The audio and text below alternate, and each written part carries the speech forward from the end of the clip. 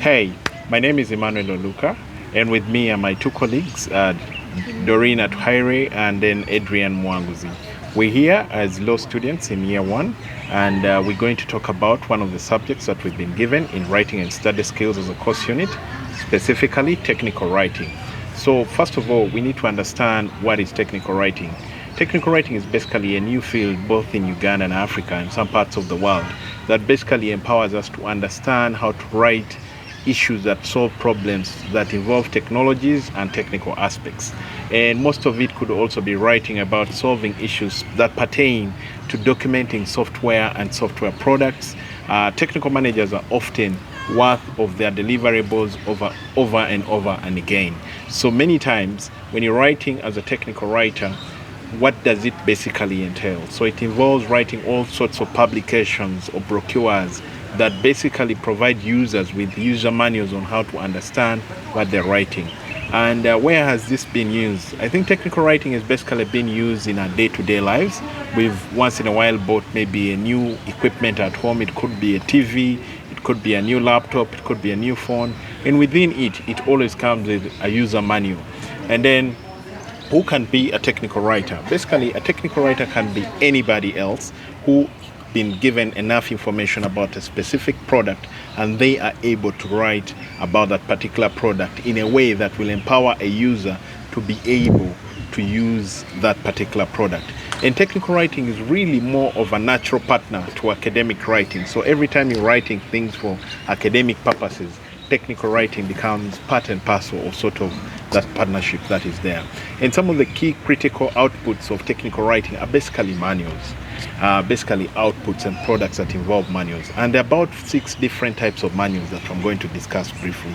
And one of them is user manuals, and user manuals are basically manuals that you use for describing and teaching both non-skilled and skilled users on how to use a particular product, on how to use a particular tool, and so forth. That's basically briefly about user manuals. The second type of manual are tutorials. These are video recorded tutorials that provide a step-by-step process on how to use a particular product, and those are what we call tutorials. The other one are training manuals. So training manuals are basically for users to train them on how to use a particular product or a particular software or a particular technology system that has been built and developed. The fourth type are basically operator manuals. When you look at the world of people who operate machines, people who operate equipment, the manuals that they use or the guide that they use is called actually operator manuals. So they help them to know how to manage and service a particular product. Of course, we also the other type is called service manuals. So service manuals basically are used for people who are servicing equipment. It could be cars, it could be planes, and while servicing most of these equipments, there could be issues that are broken down, and in such a scenario they have to troubleshoot those systems so that they fix any other outlier problems that could have happened. And then finally, they are what we call specific purpose manuals.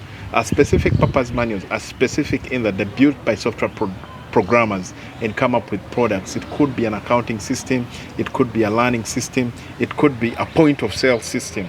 And then all these systems here provide a user on how to be able to use that particular product and provides them a guide, sort of a step-by-step process on how to use that product.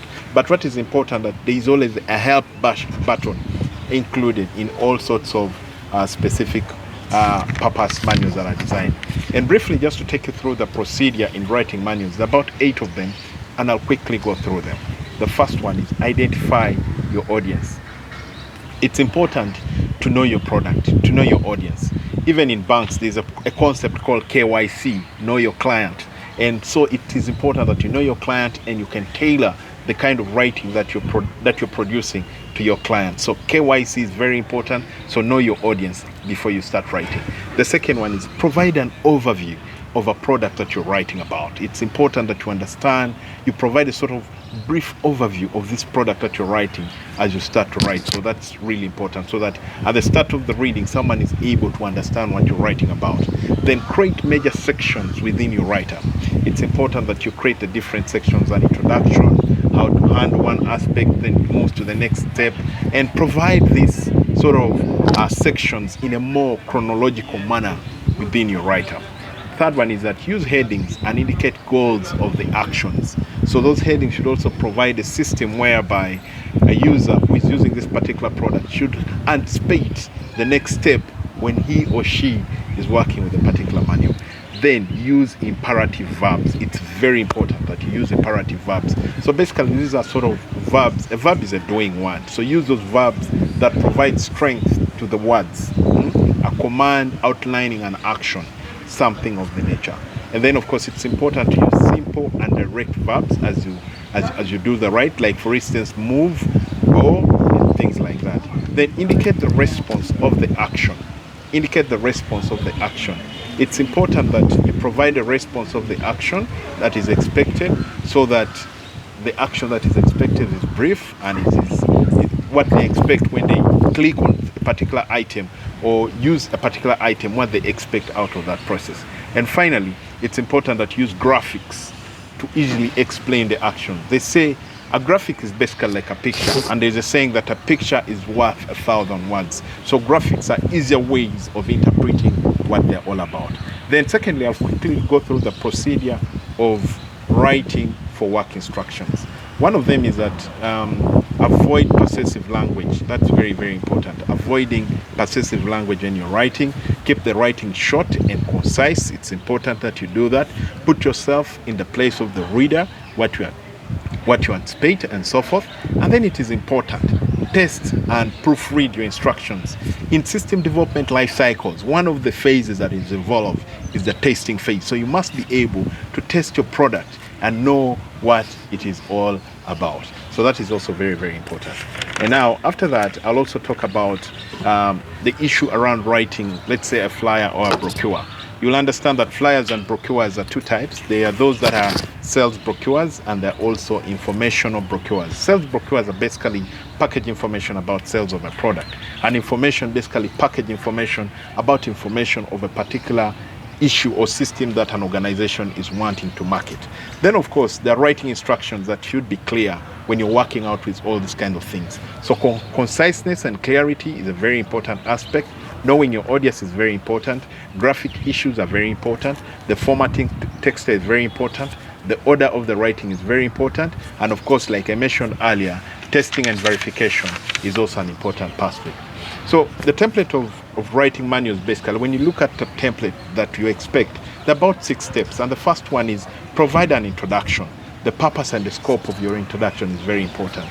Provide points of contact, provide a bit of references or project references in that particular issue, provide primary business formations that people should expect, and also do give a glossary, sort of a reference about what you're writing about. The other key issue within the template should be about system capabilities. So if you're writing about, let's say, a software product, then you should be able to provide the capabilities that system is able to do. So that's very, very important. Then describe some of the system functions within that when I click this is what I expect. So the functionality of the system should also be explained as when you're coming up with a product. Then of course there are also operating instructions, like step-by-step processes of what to expect when you're doing that. And then you should be able to provide error handling. Error handling is very important so that the user is able to know how to manage errors within that product.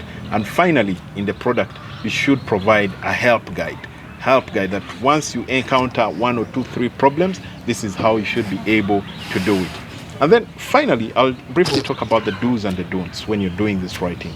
It's important that you write in short sentences. If possible, make bullets, make a brochure as helpful as possible, but also just don't leave a user without providing some of the don'ts that actually happen. One of them is don't write in passive voice, don't write in the past, don't combine colors, don't make brochures too thick, and don't forget to add a contact information in your brochure.